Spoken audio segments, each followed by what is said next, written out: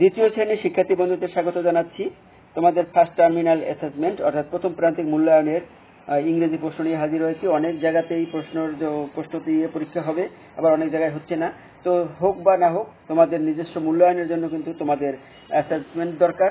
সে কারণে তোমরা এই প্রশ্নটি যদি বাসায় প্র্যাকটিস করো তাহলে তোমরা বুঝতে পারবে যে তোমাদের প্রথম সাময়িক পরীক্ষার কতটুকু তোমাদের প্রিপারেশন হয়েছে। সেজন্য কিন্তু অবশ্যই এই প্রশ্নটি দেখবে, এবং পরীক্ষায় যেহেতু তোমরা আগে কখনোই বসোনি সে কারণে কিন্তু এই প্রশ্নটি তোমাদের অনেক হেল্প করবে। তো চলো বন্ধুরা, আমরা প্রশ্নটি শুরু করি। অভিভাবকদের বলো এই প্রশ্নটি শিক্ষার্থীদেরও দেখাবার চেষ্টা করবেন। প্রথমেই রয়েছে, এটা কিন্তু প্রথম সাময়িক পরীক্ষার জন্য 2025 সালে, রাইট নাম্বার অর্থাৎ এই সংখ্যাগুলো লেখো 10 to 30 অর্থাৎ 10 থেকে 30 পর্যন্ত এই অঙ্কে সংখ্যাগুলো লিখবে। 10, 11, 12 এরকম করে করে 30 পর্যন্ত লিখতে হবে। ঠিক আছে? Write the numbers in words. 2 নম্বরে হলো, এখানে লিখবে 2 নং লিখে তারপর এগুলো কথায় লিখতে হবে। কথায় বলতে ইংলিশের কথায়, যেরকম 6 লিখে সমান সমান দিয়ে আবার ইংলিশের ওয়ার্ডে সেটা ভাঙায় লিখতে হবে। SIX 3, THREE 3 এরকম সমান সমান দিয়ে লিখতে হবে। তারপরে দেখো, write the meaning of the following ওয়ার্ডস। নিচের যে কোনো যে কোনো 5টি শব্দের অর্থ লিখো। ডিয়ার, তারপর garlic, jute, nest, kitchen, star, আর হলো ভেজ।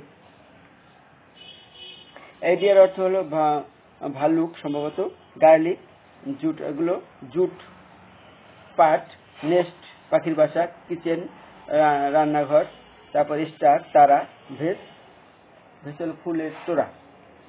তারপর দেখো, তারপর 4 নম্বরে rearrange the letters to make words unified. এগুলো এলোমেলো রয়েছে, এগুলো রিঅ্যারেঞ্জ করতে হবে, নতুন করে সাজাতে হবে। দেখো এইগুলো প্রথমটা আছে IBL, এটা দিয়ে একটা নতুন শব্দ তৈরি করতে হবে, ওয়ার্ড তৈরি করতে হবে, যেটা এখানে কিন্তু সাজানো নেই। বল হবে BALL, বল। এই জায়গায় এলোমেলো আছে, আমরা এটা সাজাইয়ে প্রথম অক্ষর কিন্তু সবাই বড় হাত দিবে, BALL। তারপরে এটা আছে CROW, ক্রো, কাক। এই 3 নম্বর হবে ফিশ, FISH, ফিশ, মাছ। এটাই হবে হানি সম্ভবত, HONEY, হানি। তারপর মুন, MOON, মুন, চাঁদ।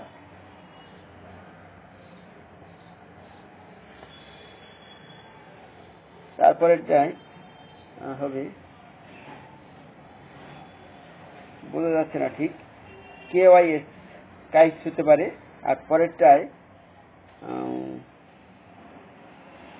ইরেজার সম্ভবত, ইরেজার না, বুঝতে পারছি না, তোমরা একটু মিলিয়ে নাও, দেখাও যাচ্ছে না ভালো।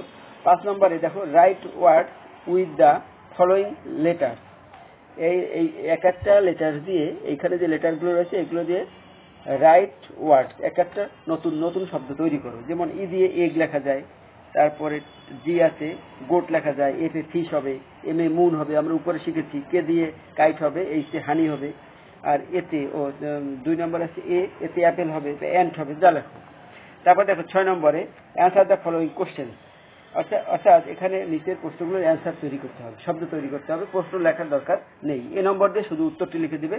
সেক্ষেত্রে হোয়াট ইজ ইউর নেম, শুধুমাত্র এ নম্বর দিয়ে লিখবে মাই নেম ইজ, তোমার নাম যা হয় সেটা লিখবে। তারপর B, how are you today, how are you today, তুমি কেমন আছো, আজকে তুমি কেমন আছো, হাউ আর ইউ লিখবে আই অ্যাম ফাইন। 3 নম্বরে what class are you in, তুমি লিখবে I am in class 2। D নম্বরে হাউ ওল্ড আর ইউ, লিখবে অ্যান্সার হলো আই অ্যাম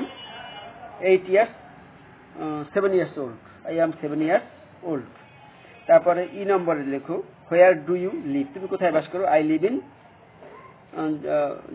তোমার গ্রামের ডিস্ট্রিক্টের নাম লিখলেই হবে। I live in Barisal, Dhaka, Patuakhali, Sylhet, Chittagong, যেখানে যে বাস করো। তারপর দেখো ট্রান্সলেট ইন্টু ইংলিশ এনিফাইড। এগুলোই যে আসবে তা না, এটা একটা ধরন। সুতরাং তোমাদের এখানে চেঞ্জও থাকতে পারে। তোমার বয়স কত, এটা উপরেই আমরা পেয়েছি, হাউ ওল্ড আর ইউ, শুভ সকাল, গুড মর্নিং, তোমাকে ধন্যবাদ, থ্যাংক ইউ, আবার দেখা হবে, সি ইউ, আমি ভালো আছি, আই অ্যাম ফাইন, তোমার বই খোলো, ওপেন ইউর বুক, তোমার নাম কি, হোয়াট ইজ ইউর নেম। 8 নম্বরে ট্রান্সলেট ইন্টু বাংলা, এগুলো বাংলায় ট্রান্সলেট করতে হবে।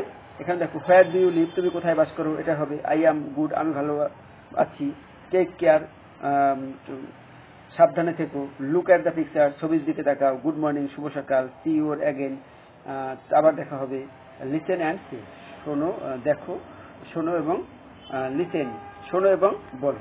তারপর দেখো পার্ট বি ওরাল টেস্ট, এখানে 10 মার্কের একটা ওরাল টেস্ট থাকতে পারে।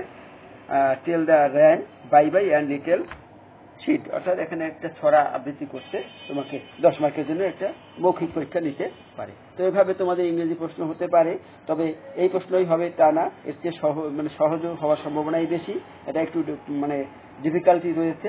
তো তারপরেও এটা যদি তোমরা ট্রাই করো তাহলে তোমরা এর চেয়ে সহজ হলে তো অবশ্যই পারবে। তো ধন্যবাদ বন্ধুরা, তোমরা আশা করি একটা ভালো ধারণা পেয়েছো। সবাইকে বিদায়, শুভেচ্ছা রইল।